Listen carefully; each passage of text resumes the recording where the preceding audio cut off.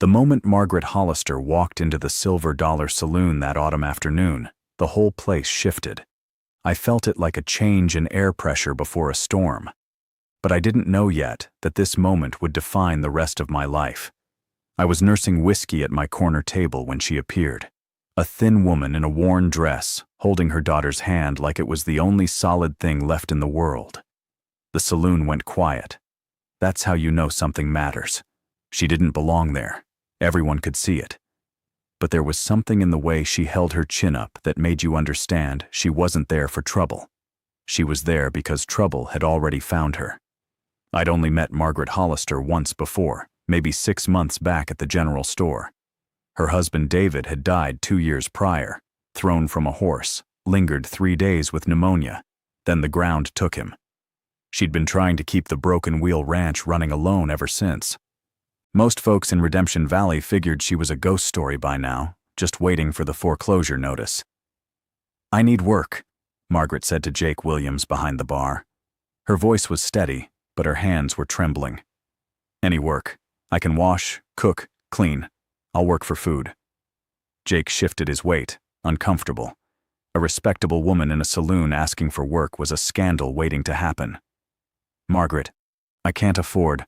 I'll hire her." The words came out of my mouth before I'd thought them through. Every eye in that saloon turned toward me like I just announced I was running for governor. "My name is James Connor. I'm 53 years old, and I've got the kind of face that comes from living hard and losing harder. 5 years ago, I'd lost everything. My wife, my ranch, my pride. I came to Redemption Valley to disappear, and I'd been doing a damn good job of it until that moment." Margaret's face went tight. She was smart enough to understand what I was doing and proud enough to hate it. "I don't need charity, Mr. Connor. Not charity," I said, standing up and walking toward her. "I need work done, real work. See, I've got a problem that's been eating at me for months." I stopped in front of the little girl. Emma, I learned later. She had her mother's eyes, which meant she could see through a lie from 100 paces. Stories like James and Margaret's remind us that it's never too late for a new beginning. If their sacrifice and love touched your heart, please like and share this video with someone who needs a breath of hope today. And I really want to know, which country are you watching our story from? Let me know in the comments below. "My hands," I said, holding them up. Both palms were scarred, calloused beyond recognition. "Been breaking horses for the Mercer outfit. Paid me $80 for 2 months of work, cash up front." This was true. What I didn't mention was that I'd been saving that money for over a year, watching it sit in a leather pouch under my bed while I slept in a boarding house room smaller than a coffin. But my clothes are torn to hell. No woman in this town will mend them because I've got a reputation for being difficult, demanding. I need someone mean enough to tell me when I'm wrong. Someone who won't just nod and smile. Margaret studied me. I could see her calculating, trying to figure out if I was lying, and if so, by how much. "How much?" she asked. $70, I said. "For a month of mending and laundry work. I'll provide the materials. Fair?" It was insane money for that work, and she knew it. But she also knew her daughter was hungry. I could see that knowledge warring with her pride like 2 dogs fighting in a pit. "I'll pay for supper," I added, turning to Jake. "All 3 of us. Whatever Martha's got hot." Martha appeared from the kitchen almost immediately, like she'd been listening at the door. She nodded and disappeared back without a word. Margaret sat down slowly, like she was sitting on glass that might crack beneath her. So did Emma. The conversation that followed changed everything. Margaret told me about the ranch while we ate. The Broken Wheel had been her husband's dream, 160 acres of decent grazing land with a strong well and room to expand. David had spent 5 years building a small but solid herd, maybe 200 head of good stock. Then came the winter of '85. "You heard about it?" she asked me. I nodded. Everyone who lived through it remembered. "The big die-up," she said quietly. "They call it a natural disaster, like God sent it, but it wasn't God. It was the barbed wire. She paused, and I saw her choosing her words carefully. Before the wire, when blizzards came, the herds could drift south. They'd move toward the grass and the warmth. But the ranchers up north, the big ones with money, they started fencing everything in, claiming they owned the land and what moved on it. So, when that winter came in '85, when the snow piled up higher than a man on horseback, the cattle couldn't escape. They just stood there, pressed against the fences, freezing solid. Thousands of them. Thousands. David lost 80 head. He said it was like watching a massacre, except the victims couldn't fight back. Emma reached for another biscuit, and I watched Margaret count silently. She was rationing how much the child could eat. After the big die-up, everything changed, Margaret continued. The ranchers who survived, the ones who could afford to buy the wire and the land, they won. The small operators like David, we just lost. David borrowed money to rebuild the herd. He thought he'd have time. He thought we'd bounce back. Then he got thrown from his horse, I said. Then he got thrown from his horse, she repeated. And Carl Brennan came to see me before David was even in the ground. My chest tightened. Carl Brennan wasn't just a banker. He was a vulture who dressed in suits and spoke like a gentleman while he picked flesh from bones. What did he want? I asked, though I already knew. He wanted me to know about the note, she said. David had borrowed $2,000 to rebuild after the big die-up. Brennan gave him 2 years to pay it back. When David died, Brennan came out to the ranch and told me I had 2 years from that moment. He showed me the contract. There was a clause David probably didn't even read. If the property showed signs of distress, Brennan could call the entire debt due immediately. That's legal, Margaret finished. I checked, it's in the contract, and I've got maybe 6 months left before Brennan decides the property looks distressed enough to take. Emma was eating like she hadn't seen food in weeks. Maybe she hadn't. How much do you owe now? I asked. All of it, Margaret said. $2,000. I've sold off most of the herd already. Used the money just to keep up with taxes and supplies. Emma and we're not doing well, Mr. Connor. That small gesture, Margaret counting biscuits while her daughter ate, told me everything I needed to know about her desperation. That's when I made my decision. I showed up at the Broken Wheel Ranch 3 days later with a horse and a plan that I hadn't entirely thought through. The ranch was worse than I expected. The main house still stood, but the fence lines were collapsing into themselves like old bones. The barn needed a new roof. You could see sky through the gaps in the wood. There were only about 30 head of cattle left, looking thin and desperate in the late summer heat. One of them was limping badly, favoring a front leg that was probably infected. Margaret was in the corral when I arrived, working an old mare with a broken gait. The horse didn't want gentling. It wanted rest and grass and time. Margaret was asking for something it couldn't give. She saw me and straightened up, defensive. I brought the mending, I said, though I was actually carrying tools and rope. Also brought some supplies, and I brought a proposition. Mr. Connor, call me James. I can't take more money from you. Good, I said, because I'm not offering money. I'm offering partnership. I'd been thinking about what you told me about the big die-up, about how the wire changed everything, about Carl Brennan holding that note like a knife over your head. You know what I think? She didn't answer, just waited. Emma appeared from inside the house. I think the broken wheel is worth saving. I think you're worth saving. And I think Carl Brennan is counting on you being too scared and too worn down to fight back. But here's what he doesn't know about you. You're not worn down. You're just alone. I can't fight a banker, James. I can't fight the system. No, I said, but we can. Together. She studied me for a long moment, then nodded. We worked through the fall like men possessed. I had some money saved, more than the $80 from the horsework.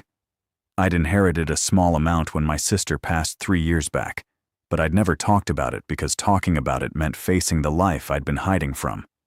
Now, I used it. We bought cattle, good stock, not fancy, but healthy. 16 head to start. We fixed the fence lines, working side by side until our hands bled and the blisters burst. I taught Margaret how to read cattle health, how to watch for disease, how to manage breeding cycles. She taught me how to work with the land in ways I'd never learned. Emma helped where she could, carrying water, gathering firewood, but it was October when Carl Brennan showed up. He didn't ride up like a normal man. He didn't call out or introduce himself proper.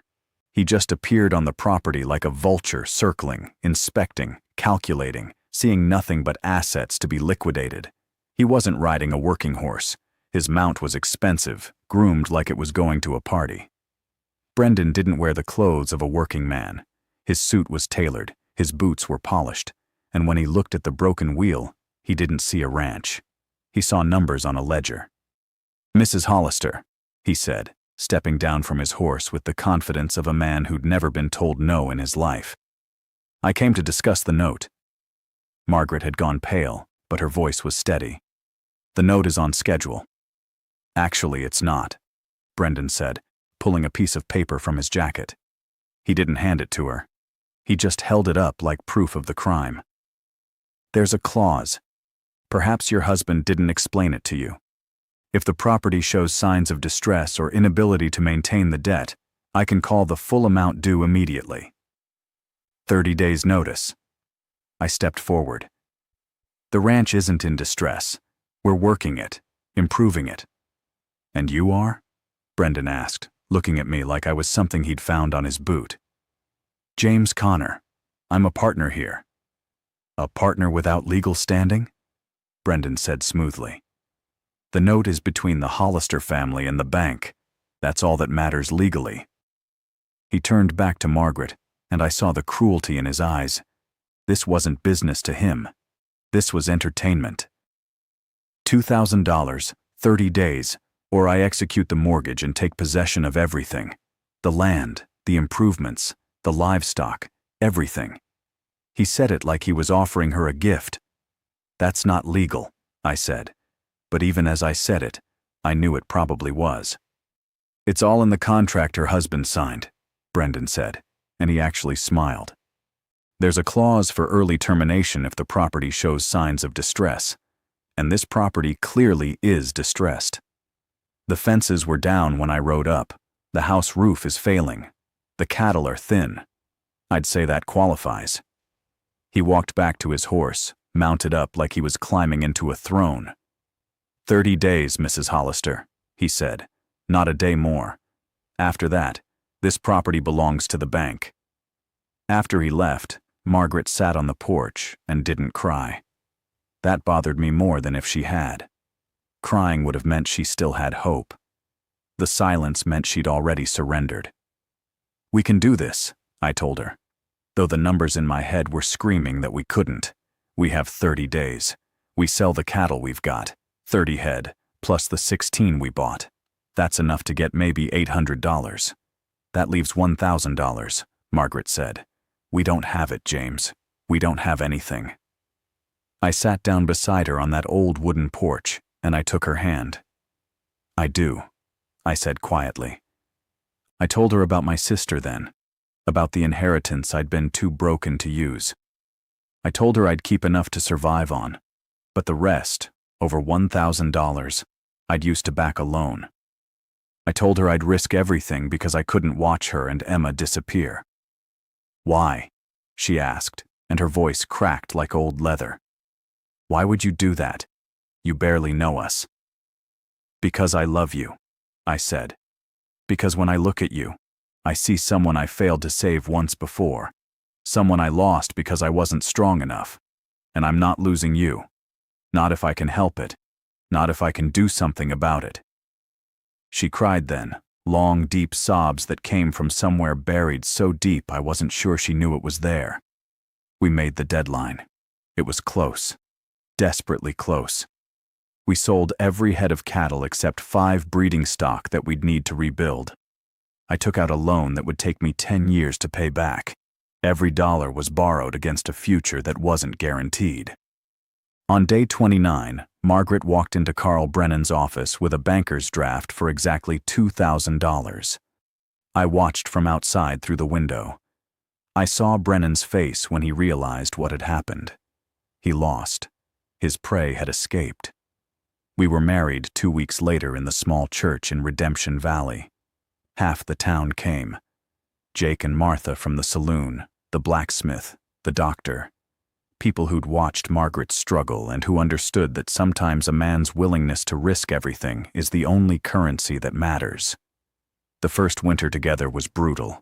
We had almost no cattle, almost no money, and I was paying off debt that seemed to grow every month.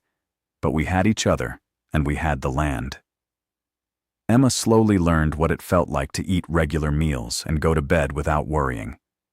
That winter, when the blizzard came and nearly killed our last breeding mare, Margaret and I worked 20-hour days to keep her alive. Our hands bled, our faces froze, but we didn't give up. When that foal was finally born in spring, Emma danced around the barn like she'd been given a kingdom. The years that followed were about building something real. We worked harder than we'd worked on anything before. By year 3, we had 200 head again. By year 5, we were profitable. By year 10, the debt was gone, and we owned the broken wheel outright. I was 53 years old when Margaret couldn't pay for her meal. 10 years later, now in my early 60s, I'm a man still working this land, supervising, planning, handling what my aging back can manage. Our sons have taken over the heaviest labor. Emma, now a strong woman, runs sections of the ranch with the competence of someone who learned from the ground up. The real victory wasn't economic. It was watching Emma grow into a woman who knew the value of work. It was watching Margaret's shoulders relax, knowing she didn't have to carry everything alone. It was building a life together that none of us had dared to dream about when she walked into that saloon with nothing but pride and desperation. People ask me sometimes what I was thinking that day, why I stepped in when I could have just looked away. The truth is simple. I was tired of looking away. Life had broken me once, and I'd spent years hiding in that breaking. My wife had died years ago, and I'd never found the courage to try again. But sometimes another person's struggle can pull you back together. Sometimes the act of saving someone else becomes the thing that the Broken Wheel Ranch is still standing. It's a good place, a place built on struggle and sacrifice and the kind of love that doesn't ask questions before it commits. A place where a woman's dignity was restored, where a child learned what security felt like, where a broken man found his way home. And sometimes, late at night, when Margaret sleeps beside me and the wind moves through the cottonwoods, I think about that man I was, the ghost hiding in the corner of a saloon. And I'm grateful to Margaret Hollister for needing something I could finally give. Because in the end, she didn't just save the ranch, she saved me.